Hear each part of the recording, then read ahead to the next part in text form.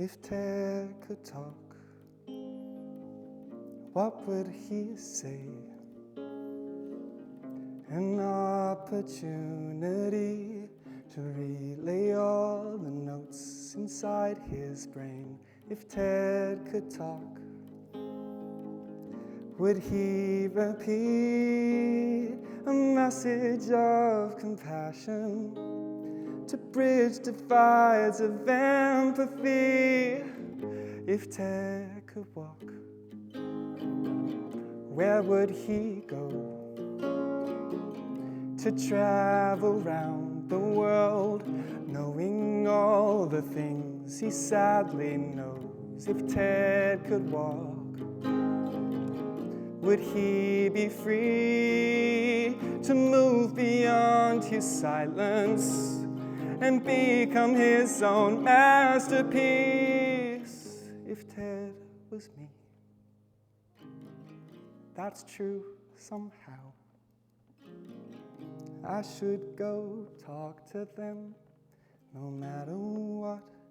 I know that he'd be proud.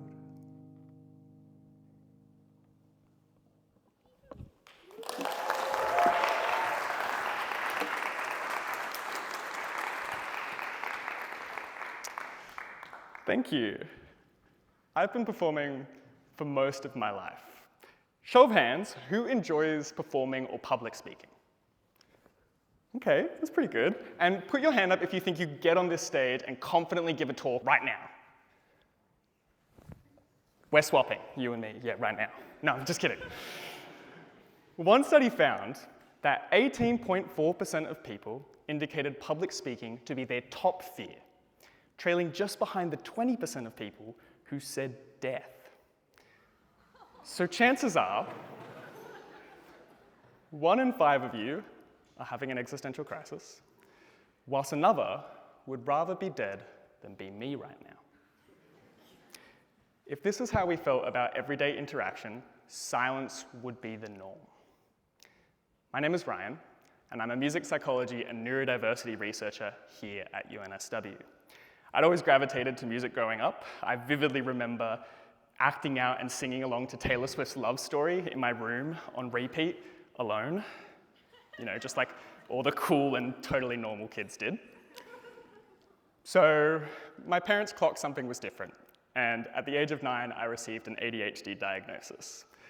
I also affectionately refer to myself as a peer-reviewed autistic, which is when all the autistic people in your life are surprised you aren't already diagnosed, so they form a survivor-like tribunal and start chanting, "One of us, one of us." But the label I identify with most is neurodivergent, which is a term that refers to anyone whose neurocognitive functioning significantly diverges from dominant societal standards of normal.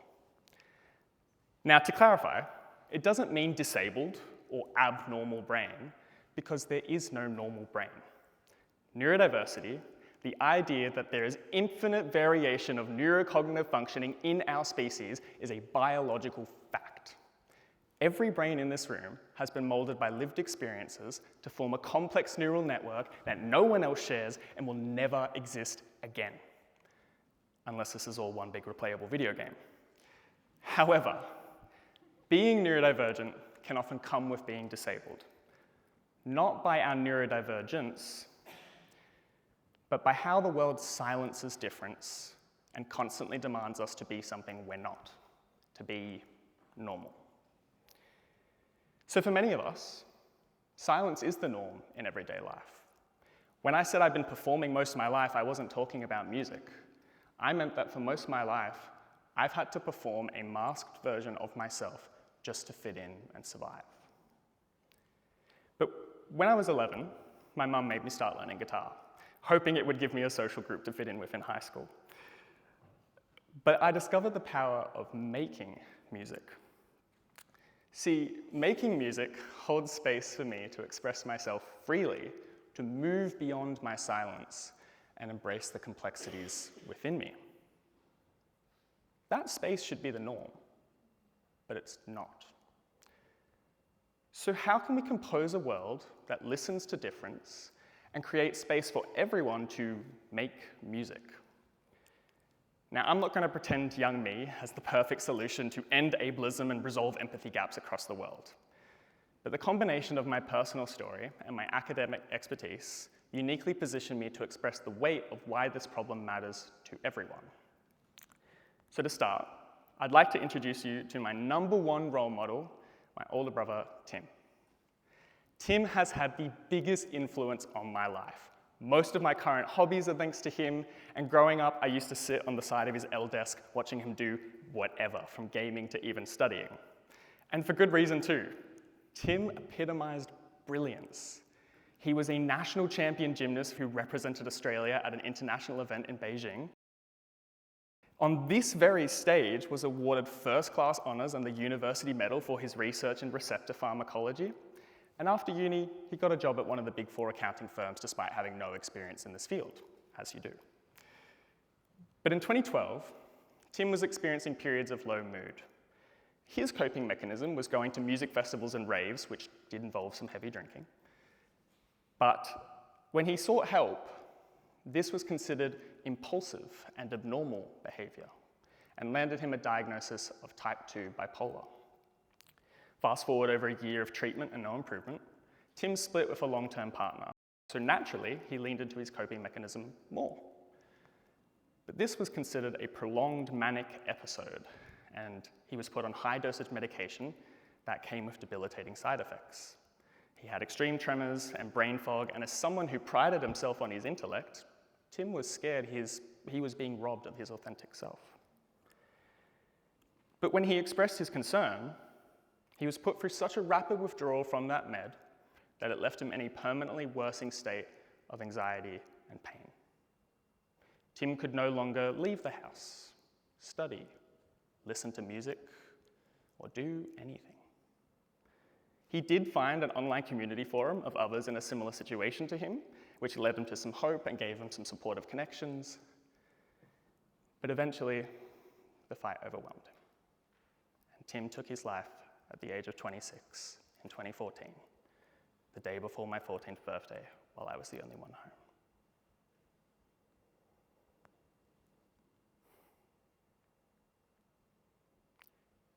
When Tim passed, my mind was flooded with such a violent sea of confusing thoughts and feelings.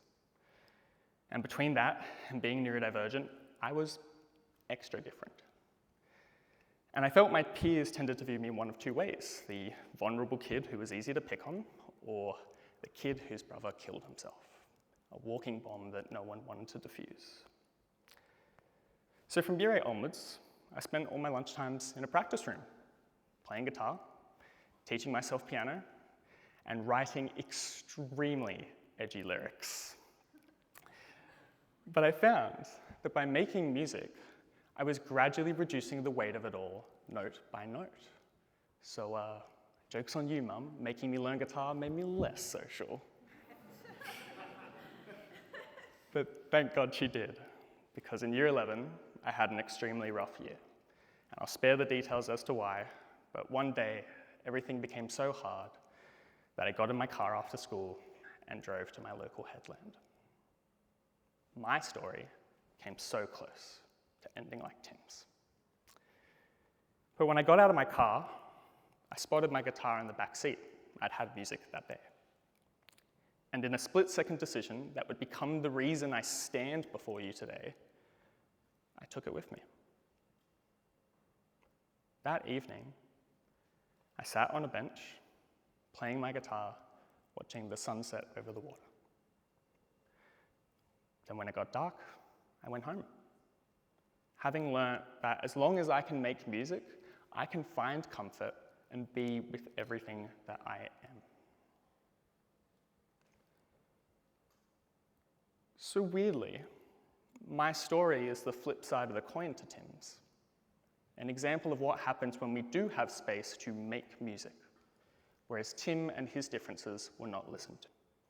Even later doctors told Tim that he was misdiagnosed, and if anything, knowing what I know now about neurodivergence and the growing accumulation of ADHD diagnoses in my family, Tim was definitely one of us.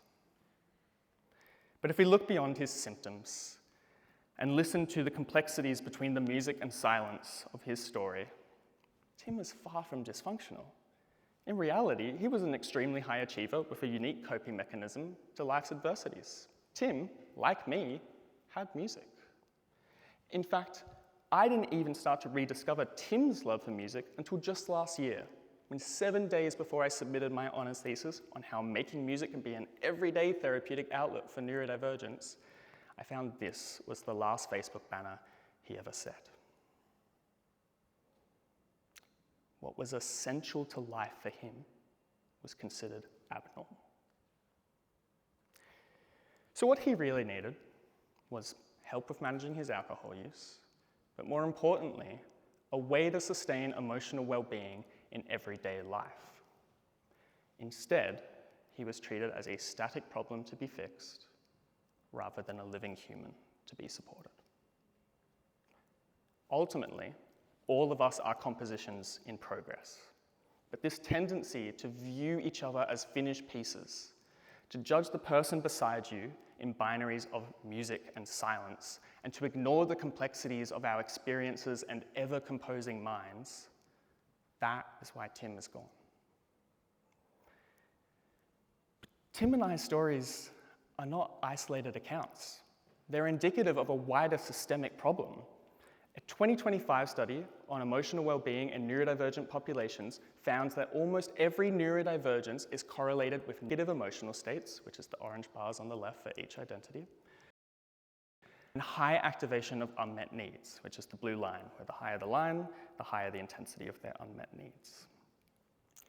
But what they found is that to improve well-being, the primary thing that needed to be prevented across these neurodivergences were related to social pressures, including things like being excluded, feeling uncared for, being scorned, feelings of insecurity, and being forced to conform. But because our ways of being are largely invisible to most and in the minority, we start to believe we are the problem, so we mask. But masking has been evidenced to correlate to severe negative well-being outcomes, including burnout, loss of identity, and suicidality. In Australia, autistics have a 3 to 5-fold increased likelihood of death by suicide compared to the general population. And if you have an ADHD diagnosis by the age of 10, then by the age of 14, you have an 11.3 times increased likelihood of having a suicidal attempt, thought, or plan, and a 25.14 times increased likelihood of self-harm. And that data is just based on those with a diagnosis. It doesn't account for stories like Tim's and the millions of others who have suffered in silence at not knowing why the world was silencing them. But this affects us all, because ultimately, we all have our complexities.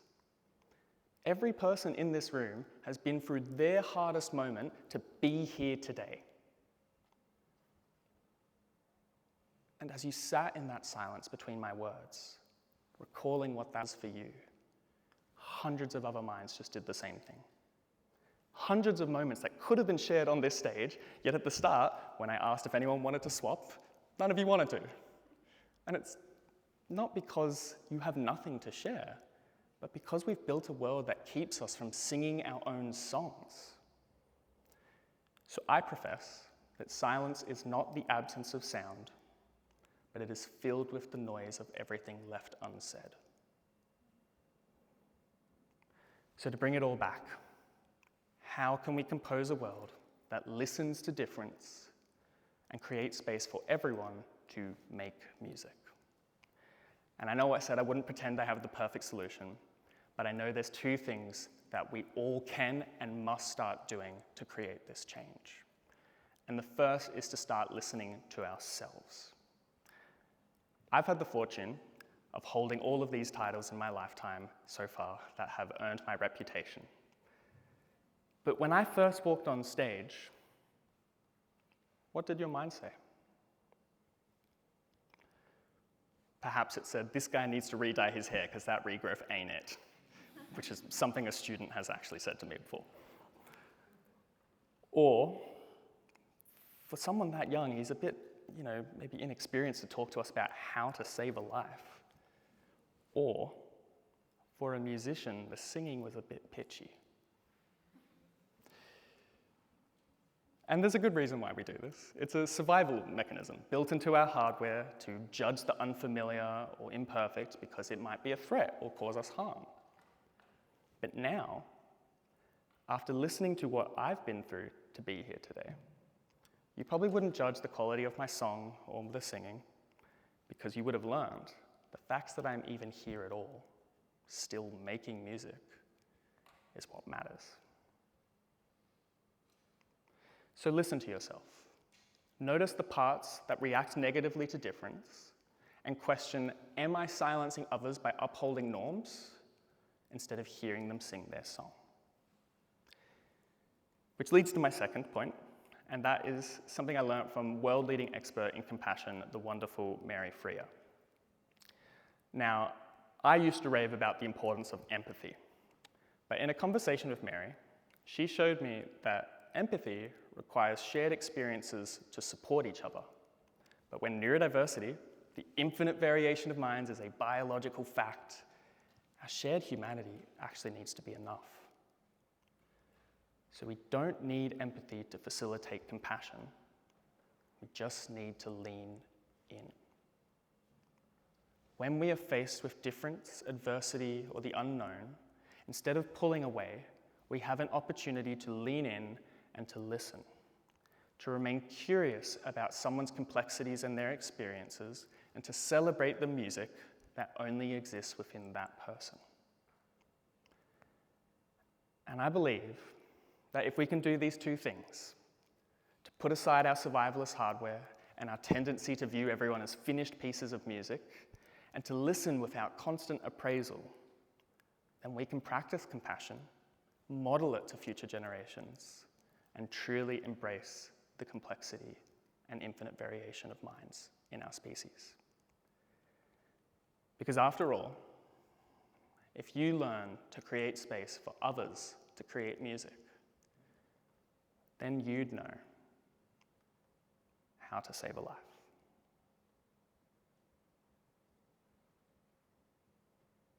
Thank you.